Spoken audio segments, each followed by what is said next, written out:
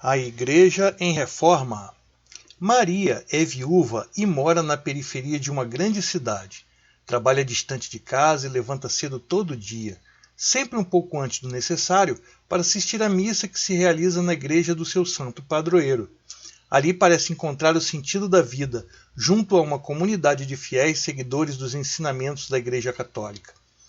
Sua vizinha também é cristã, mas segue outra linha religiosa, que não venera santos ou imagens.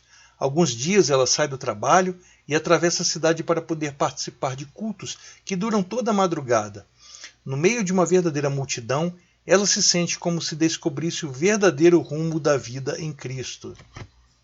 Embora essas histórias sejam ficções, não é difícil encontrar pessoas que se encaixam nelas. Afinal, o Brasil é um país com um dos maiores números de cristãos do mundo. E aqui existem inúmeras e diferentes práticas cristãs: católica, presbiteriana, adventista, pentecostais, etc. Algumas dessas práticas começaram a se formar na Europa do século XVI, em meio a movimentos de reforma das práticas e dogmas da Igreja. O movimento resultou em violência, conflitos e guerras que se estenderam por décadas. No final, a maior conquista seria a liberdade, e não apenas a liberdade religiosa. Afinal, esse foi um princípio ou direito que se estendeu para muitas outras esferas da vida, como a política e a economia. Ao longo da Idade Média, o cristianismo afirmou-se como a principal religião europeia. Poderosa e rica, a igreja cristã distanciara-se muito da igreja primitiva, humilde e perseguida nos seus primeiros tempos de existência. Integrantes do clero desfrutavam de uma vida confortável e participavam ativamente das questões políticas da época. Muitas vezes, os papas chegavam a estimular e a tomar parte em guerras entre monarcas e senhores feudais poderosos. As opiniões contrárias aos dogmas da Igreja eram consideradas heresias, ou seja, ideias ofensivas à religião cristã, que se opunham à verdadeira fé.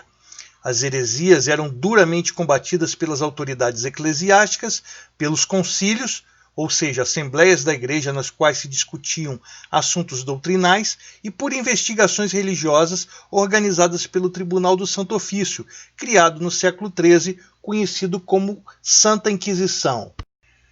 A Igreja detinha rico patrimônio adquirido por meio de doações, dízimos e tributos. Fazia-se presente na vida cotidiana das populações, marcando o ritmo do dia com cultos, festas, sagrações, coroações e mesmo perseguições. Porém, havia quem contestasse o poder e a tradição de Roma. Parte da oposição vinha de grupos cristãos que discordavam de determinadas práticas e dogmas da Igreja e eram por isso considerados heréticos. Essas contestações atingiram o ápice nos séculos XV e XVI e provocaram imensas rupturas na comunidade cristã da Europa Ocidental. Os primeiros sinais já podiam ser percebidos entre 1378 e 1417, quando a liderança da Igreja ficou dividida entre dois papas, um sediado em Roma e outro na cidade de Avignon, no interior da França. As questões eram políticas, de disputa de poder entre os reis e a Igreja. Foi em meio a esse cenário que aconteceu a Reforma Protestante.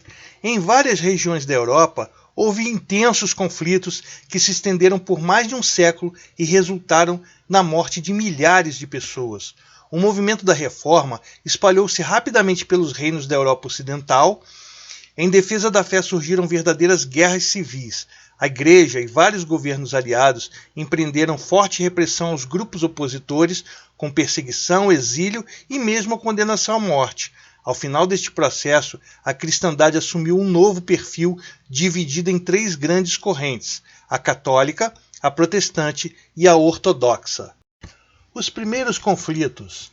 As práticas da Igreja eram criticadas por pensadores humanistas como Erasmo de Roterdã e Tomás Moros, que nós já vimos durante o período do Renascimento. Antes deles, porém, no século XIV e XV, a riqueza, a ostentação e a corrupção da Igreja já tinham seus opositores, entre eles John Wycliffe, ligado à Universidade de Oxford e primeiro tradutor da Bíblia para o inglês, e John Huss, da Universidade de Praga, na Boêmia. John Wycliffe defendia um retorno às origens do cristianismo, começando pela diminuição dos bens da igreja. Em 1377, graças à influência de nobres, conseguiu escapar de uma condenação. Seus seguidores na Inglaterra eram conhecidos como Irmãos Lollardos. John Huss foi o principal divulgador das ideias de Wycliffe. Além de opor-se às práticas católicas, tinha posição política contrária à manutenção da Boêmia como parte do Sacro Império, o que lhe causava também perseguição do imperador germânico. Por suas ideias, John Huss foi excomungado em 1411 e, como não renegou seus pensamentos escritos, acabou condenado à morte na fogueira. Ao mesmo tempo, a Igreja proibiu a divulgação das teorias de John Wycliffe. O desencadeamento da Reforma. Lutero era um monge extremamente preocupado com a salvação de sua alma, como eram também as pessoas do seu tempo, de sua época. A partir da interpretação dos escritos do apóstolo Paulo, Lutero passou a defender a doutrina da salvação pela fé. O único instrumento da salvação consistia então na fé em Deus. Desta maneira, questionava o papel do clero e do Papa e dos sacramentos como intermediários na salvação do homem. Ao mesmo tempo, todos os demais atos intermediários deveriam ser suprimidos ou minimizados, como as liturgias, os sacramentos, o culto aos santos, a oração pelos mortos, as obras realizadas em nome de Deus. Lutero contrapunha-se também à venda de indulgências. Este, aliás, foi o ponto crucial para o início do movimento de reforma. Em 1517, o Papa Leão X autorizou a concessão de indulgências àqueles que fizessem doações em dinheiro para a reforma da Basílica de São Pedro, em Roma. Lutero, indignado, fixou na porta da igreja do castelo da cidade um documento na qual expunha as chamadas 95 teses, na qual criticava a igreja. Estava iniciada a Reforma Protestante. Era o dia 31 de outubro de 1517. O Papa reagiu com a bula Exsurge Domini, intimando Lutero a retratar-se sobre a pena de excomunhão. Lutero queimou o documento papal, acabou excomungado e intimado a comparecer a um tribunal.